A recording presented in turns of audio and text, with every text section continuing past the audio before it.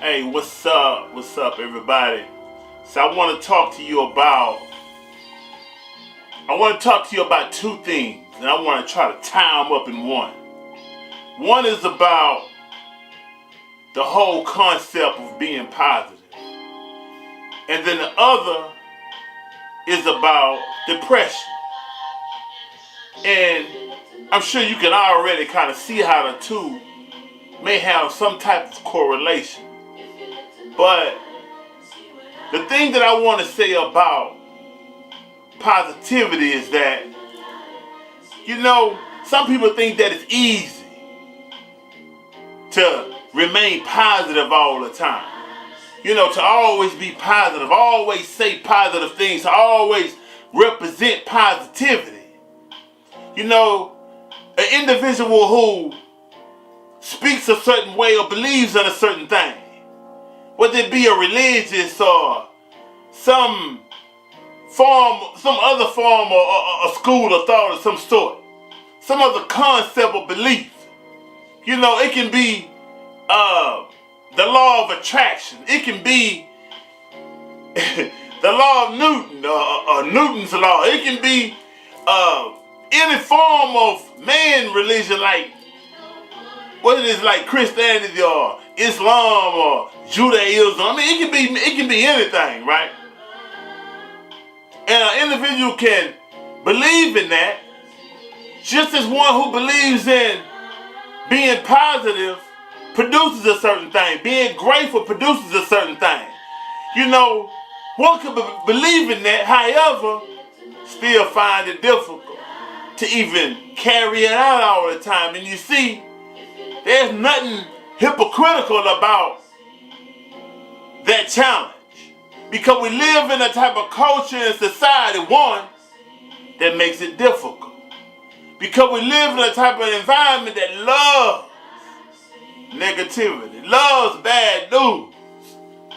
Don't celebrate the good like they celebrate the bad. Yeah, they might call you up and, man, are you doing okay? I hope you're doing all right. What happened? And that be the bulk of it, because most individuals just really be wanting to know what happened. You see, we fiends for misfortune and drama. It's like many know that it would be proof that there is something ill with you if you ever confess to the fact that you actually get gratification off someone else failing, off someone else not succeeding. And what that does is, for an individual, it says for the ones who gravitate to that kind of information, what it does for them is, it makes them look at their lack of or their inabilities as not being so bad. As, hey, if he failed, or if she failed, or if she can't do it or he can't do it, I don't feel all that bad. Because, they'll point out maybe all kind of reasons or whatever that person definitely should be able to do it, so they can't do it with all this, that, and other. How they expect for me to be able to do it? And that's just one thing I wanted to point out. You have to really be cautious and careful of how we gravitate to counterproductive information. You know how you ever seen them posts say, those who don't clap when you win. You gotta be leery of those who don't celebrate your accomplishments, but quick to want to run to you when things ain't right. I remember Killer Callion made a post the other day when he was speaking about those individuals, like, be so many people at an individual funeral, but on birthdays, hardly no one show up. And that's real life. Have you ever noticed how many people come to a people's funeral versus a person's birth? How many people show up at the hospital? How many people show up at birthdays? Unless you treating, unless you the one to put all the finances in, and you have it at a spot they want to be seen at. You have it and you got people that's coming, they want to be seen around. They gonna show up, but it ain't about you, it's about them. Man, we have to really be careful that causes our individual self. You can't worry about those individuals. See, what I'm talking about right now is making the one who possess these characteristics mindful and aware that they possess them. So that you no longer have an excuse why you haven't worked on it. We're talking about it ain't easy to always be positive. It's a challenge at times. Because the natural vicissitudes of life and the nature of the individual or the human being and the culture that we grew up in. You see, the culture that we grew up in didn't cultivate us to deal with the vicissitudes of life in the way that it was intended and in the way that we should deal with it. That's why we have so many victims around here. Not enough individuals who are claiming some type of responsibility. We got people blaming it on everything but themselves for why things happen. Unless it's something that they want to take the glory for. The other one is depression. I'm going to try to close this up real quick, but you know, it's only fast when you ain't having fun. I mean, I'm sorry, it takes forever only when you ain't having fun, but when it's good to you, it's like time flies. You know, they say time flies when you're having fun. You got people that tell me I talk too long. Well, my videos probably no more than 20 minutes max.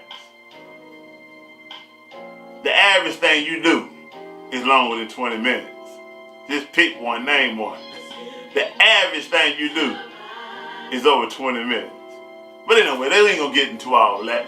All right, so we're gonna talk about the other piece was depression. What I was talking to a client today, and you see, one of the ways I was taught to how to conquer those depressing moments and those challenging feelings, and when you wake up and you can't figure out why you feel the way you feel, and you look around and you say, "But I got all this, that, and other. But why do I feel? Why I'm not happy?" You know, people who are married, people with millions, people with billions, you know, they look around and say, "But why am I not happy?" You know, it's two reasons. One is productivity. You know, when I explain to my client, I say, I was taught that when you stress is the result of unfulfilled burdens. Unfulfilled obligations. Pardon me. Stress is the result of unfulfilled obligations, which in itself creates a burden. And the burden we describe as stress. So it can be something as simple as you walk by something and you see the floor need to be swept. And you look at it all the time, you say, "I need to catch the flow," but you got so many things going on that you're moving around kind of fast, but you say, "I need to get it." Every time you see it, you say, "I need to get it," but you don't get it. You keep putting it out, But here's the thing. Many things gonna fit that description. We have many things in our lives that we should take care of, that we put to the side. And we got things that we should take care of that we just for one reason or another don't. And sometimes it don't be a conscious recollection or a conscious reminding or a conscious calling or whatever, like to doing whatever that obligation is. Sometimes it's just not a conscious thing, but it's a subconscious thing that's saying, "I need to do that, but I haven't done it." You know, like I mark my yard. I needed to cut the yard. I'm constantly walking by it. Every time I walk by it, I say, "Damn, I need to cut this yard." So finally I done it, but let me tell you, it began to weigh on me. See, anytime there's an obligation that needs to be fulfilled that ain't fulfilled, it's going to weigh on you. That's why it's a burden. Over time, you begin to start feeling unaccomplished. Although you've taken care of all the big things. But there are the small things that are turning to big things that we're constantly failing to take care of, that we know we need to take care of and don't. And they are creating stress. They are creating burdens. And we find ourselves depressed because we're not consciously aware of the things that we haven't taken care of. And we need to go and just start taking care of the most simplest things. Go wash the tub. Go take out the trash. Go wash the dogs. It's a number of things that, why one may say it's so minute, carry a heavy burden. I promise you, man, all you got to do is start knocking out those little things. And by the time you finish, you'll find yourself so engulfed in taking care of those little things that when you finish, it's like a headache that you once had. It don't no longer exist, but you don't recall when it actually went away. Because you were so engulfed in just taking care of your business. It's a wonderful feeling.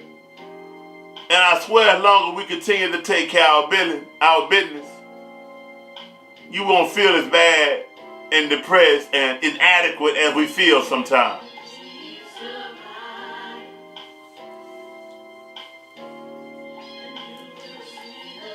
When I said there was two things, one being the fulfilling of obligation, but the second thing is also part of that same one thing. It's the fulfilling the obligation is an external thing. It isn't external obligation. It isn't obligations that are directed to things outside of yourself. It is an obligation to improve things with yourself. See, sometimes we know we're not even eating right. Sometimes we know we're not working out and taking care of our bodies as we should. Sometimes we know we need to stop drinking, but we don't. Sometimes we know we need to just start drinking more water and stop drinking all those sodas and things of that nature, right? But we don't. And our bodies physically begin to create a burden, create stress. And then there's the feeling of inadequacy. We have to take better care of ourselves. And then take care of all the things that's around us that we know we need to take care of without putting too much on our plate, because sometimes many of the things around us we need to delegate to other people around us who are also benefiting from some of the things that we need to take care of.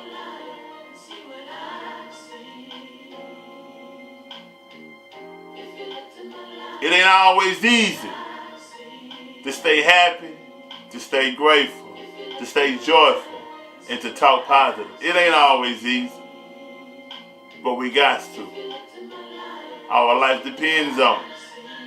But it's okay sometimes to get mad, get pissed off, and fall into these moments. You're human. We're not living in a perfect environment under a perfect ideal and setting. It's natural. Be okay with doing that. Just know that you can't live there. Just know you can't be there long. Just know that you got to get out of it. Realize it when it happened and pick yourself back up. Know what's going on with you. Understand what depression is. Understand its cause. And don't deal with the symptoms. Dig deep into the soil and uproot the seed. You see, that's what understanding does. Not just understanding, but the proper understanding.